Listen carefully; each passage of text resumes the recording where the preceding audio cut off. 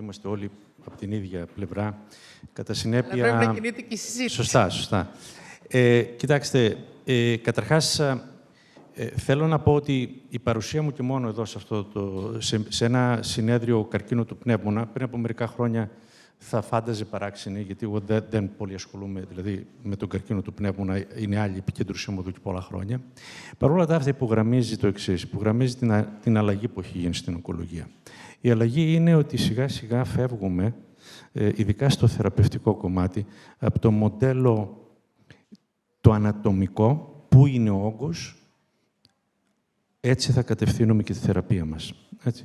Από πού ξεκίνησε, δηλαδή ανατομικά, από ποιο όργανο. Τώρα πλέον προχωράμε σε μια εποχή που την ονομάζουμε tumor agnostic και γινόμαστε πιο έξυπνοι στο να αντιμετωπίσουμε τον καρκίνο.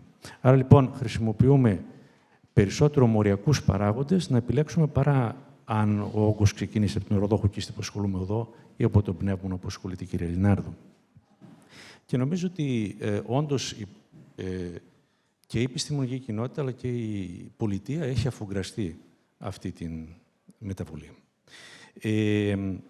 Θα ήθελα και εγώ να χαιρετήσω την καινούργια υπουργική απόφαση ανανέωσης της λίστας των βιοδικτών. Ήταν ένα πάγιο αίτημα της ΕΟΠΕ εδώ και πάνω από 10 χρόνια και το δικό μας Διοικητικό Συμβούλιο, παρότι είναι ένα καινούργιο Διοικητικό Συμβούλιο, είχε αλλεπάλληλες συναντήσεις με τους αρμόδιους φορείς. Χαιρόμαστε πάρα πολύ. Την έχω δει και προσωπικά τη λίστα. Βελτιώνει κατά πολύ την κατάσταση. Υπάρχει περιθώριο για βελτιώσεις, δεν υπάρχει αμφιβολία και σαν ΕΟΠΕ σύντομα θα καταθέσουμε και αυτές τις προτάσεις για περαιτέρω. Γιατί το ζήτημα είναι ότι δεν υπάρχει αμφιβολία ότι είναι ένα σημαντικό βήμα, αλλά είναι ένας συνεχής αγώνας, διότι η επιστήμη εξελίσσεται πάρα πολύ, εξελίσσεται ραγδαία. Και φαίνεται ότι από εδώ και πέρα η εξατομικευμένη θεραπεία στον καρκίνο θα αποτελεί μια καθημερινή πραγματικότητα που θα αυξήσει την αναγκαιότητα των βιοδικτών. Άρα, σίγουρα το νομικό πλαίσιο μέχρι τώρα ήταν, θα λέγα, κάπως δύσκαμπτο, αλλά αυτό το οποίο έχει πει πολλές φορές η ΕΟΠΕ, και είναι το λογικό, παρόλο ότι δεν είμαστε ούτε πολιτικοί ούτε νομικοί, σίγουρα υπάρχουν δυσκολίες, είναι να υπάρχει μια αυτόματη έγκριση μαζί με το φάρμακο και το αντίστοιχο βιοδίκτυο, εφόσον υπάρχει. Δεν υπάρχει όλα τα φάρμακα βιοδίκτυο. Άρα αυτό είναι κάτι το οποίο μπορούμε να το δουλέψουμε μαζί και η ΕΟΠΕ είναι στη διάθεση το οποιοδήποτε αρμόδιο να τον βοηθήσουμε.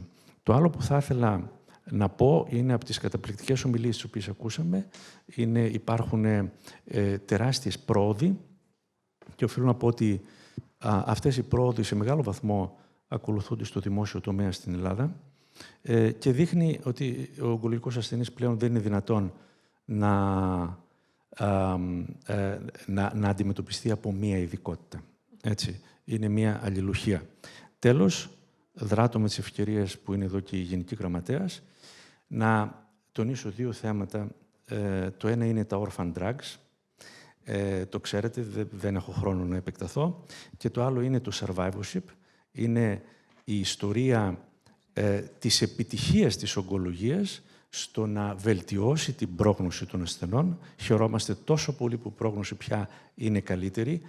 Είναι καλύτερη και των Ελλήνων ασθενών και το έχουμε αποδείξει με δικές μας μελέτες και αυτό δημιουργεί μια αναγκαιότητα αυτοί οι άνθρωποι στη ζωή τους πια να έχουν μια υποστήριξη την οποία δικαιούνται.